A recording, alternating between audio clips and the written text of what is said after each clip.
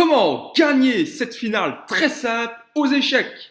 Bonjour à toutes, bonjour à tous et bienvenue dans cette nouvelle vidéo consacrée au jeu d'échecs. Et aujourd'hui nous allons voir, comment gagner la finale très simple, roi-dame contre roi seul.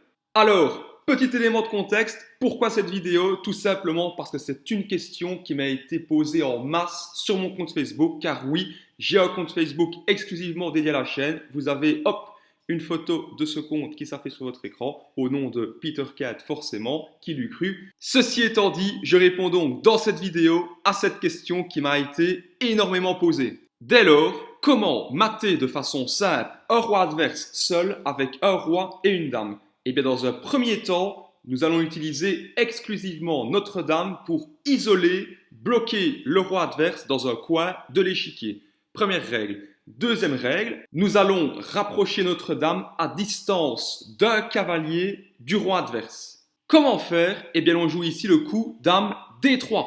On rapproche notre dame du roi adverse, on pousse celui-ci petit à petit dans le coin de l'échiquier et notre dame se situe bien à distance d'un cavalier de ce roi noir. On le voit ici illustré par la flèche. Alors, que jouent les noirs? Eh bien, supposons qu'ils jouent le coup roi C6. Qu'est-ce que l'on joue avec les blancs? Dame D4. On reste toujours à 3 cases d'un cavalier du roi adverse et on pousse petit à petit celui-ci dans le coin. Dans cette position, supposons que les noirs essayent de se soustraire justement à ce piège en ne reculant pas dans un coin mais en venant en B5. Que faire à ce moment-là avec les blancs? Eh bien, on ne change pas de plan, nous jouons dame C3. Nous restons à 3 cases d'un cavalier du roi adverse. Celui-ci peut à nouveau, à ce moment-là, revenir en A4, par exemple. Mais ça ne changerait à notre plan, nous venons en B2. Le roi est désormais obligé de monter en A5. On monte en B3, toujours à distance d'un cavalier. Le roi doit monter en A6, on monte également avec notre dame. Le roi continue de grimper les marches pour arriver en A7. La dame, elle, se place en B5.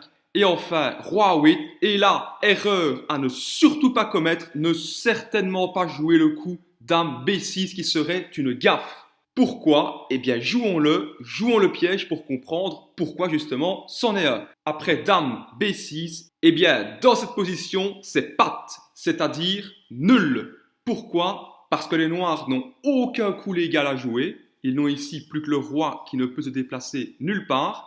Mais ce roi en question n'est pas en échec. Il est en sécurité là où il se trouve. Il ne peut pas se déplacer et les noirs n'ont aucun coup légal à jouer. C'est patte, c'est match nul. Énorme gaffe donc que viennent de jouer les blancs. Que devait-il faire donc dans cette position? Une fois que le roi vient se placer en A8, eh bien c'est justement à ce moment-là qu'il est temps de rapprocher notre roi à nous afin d'épauler notre dame.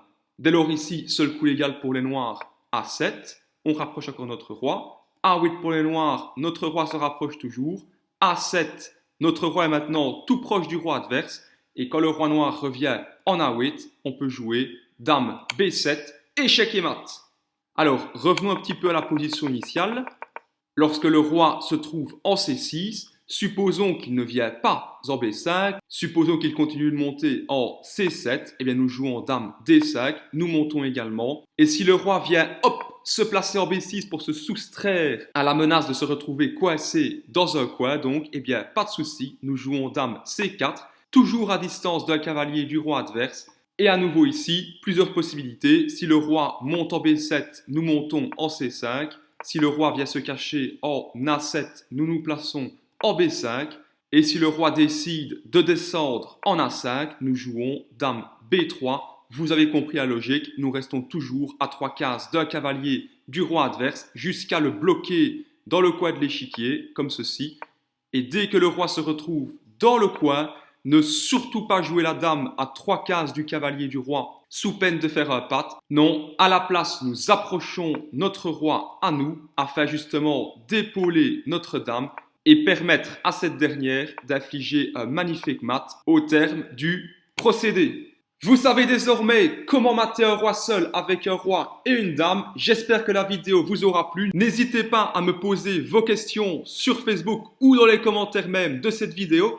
Et je ne sais pas pourquoi, j'ai eu une petite intuition. Mon petit doigt me dit qu'on va me demander comment mater avec un roi et une tour maintenant. Parce que oui, c'est possible aussi. à voir. Posez-moi vos questions. Je me ferai un plaisir d'y répondre. Mais d'ici là, portez-vous bien. Ciao!